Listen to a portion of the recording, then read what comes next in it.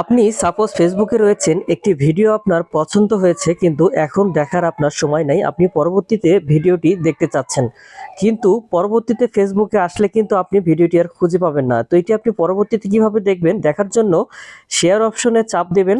দেওয়ার পর এখান থেকে স্ক্রল করে মোর অপশনে ট্যাপ করে এখানে দেখবেন পকেট অ্যাপ নামে একটি অ্যাপ্লিকেশন রয়েছে, এখানে ট্যাপ করবেন। তারপর দেখবেন এটা অটোমেটিকলি কিন্তু আপনার সেভ হয়ে যাবে। তারপর আপনি সাপোজ ইউটিউবে চলে আসবেন।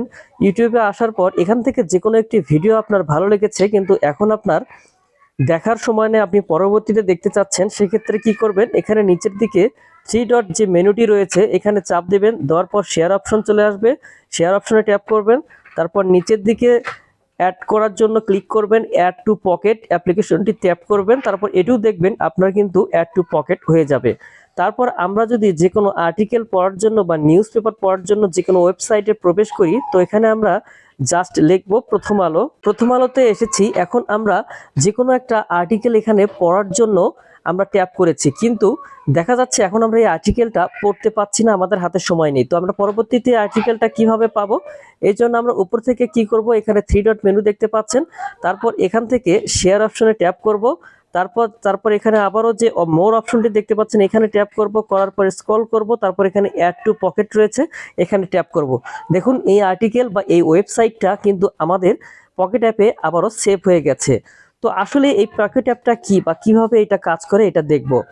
আমরা যে কোনো সময় যে কোনো সোশ্যাল মিডিয়া হোক বা আর্টিকেল হোক আমরা কিন্তু সময়ের অভাবে দেখতে পারি না। তো পরবর্তীতে ঢুকলে কিন্তু সেগুলো আমাদের সামনে আর শো করে না। এই পকেট অ্যাপের মাধ্যমে কিন্তু আপনি পরবর্তীতে এগুলো কিন্তু অনায়াসেই দেখতে পারবেন। দেখেন আমি কিন্তু পকেট অ্যাপে চলে এসেছি, আমি যে ভিডিওগুলো সেভ করেছি ইউটিউব, ফেসবুক এবং প্রথম আলোর যে নিউজ পেপারটি সেভ করেছি, আমি কিন্তু চাইলে যে কোনো সময় আমার হাতের ফোনটি হাতে নিয়েই নেট অন করে আমি যদি আমার আর্টিকেলের উপরে ট্যাপ করি, তো দেখুন এটি কিন্তু আমার সামনে এই পকেট অ্যাপ থেকে অটোমেটিকলি অন হয়ে যাবে। আমি চাইলে কিন্তু এখান থেকেই পুরো আর্টিকেলটি পড়তে পারবো যে কোনো সময়, খুব ইজি।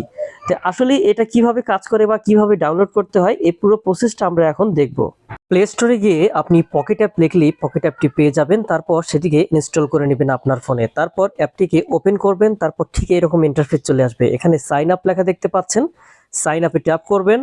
তারপর ঠিক এইরকম একটি ইন্টারফেস আপনার সামনে চলে আসবে। এখানে খেয়াল করুন নিচের দিকে কন্টিনিউ উইথ গুগল এই অপশনটিতে যদি ট্যাপ করেন, তারপর আপনার ফোনে থাকা যতগুলো জিমেইল আছে সব শো করবে। আপনি যে জিমেইল দিয়ে পকেট অ্যাকাউন্টটি ক্রিয়েট করতে চাচ্ছেন সেই জিমেইলের উপর ট্যাপ করবেন, তাহলে সাথে সাথেই আপনার এই পকেট অ্যাপ্লিকেশনটিতে একটি অ্যাকাউন্ট ক্রিয়েট হয়ে যাবে। আশা করছি ভিডিওটি আপনাদের অনেক ভালো লেগেছে। এরকম ইনফরমেটিভ ভিডিও পেতে আমাদের ফেসবুক পেজটি ফলো দেবেন এবং যারা ইউটিউব থেকে ভিডিওটি দেখছেন অবশ্যই আমার চ্যানেলটি সাবস্ক্রাইব করবেন। ভালো থাকবেন, ধন্যবাদ।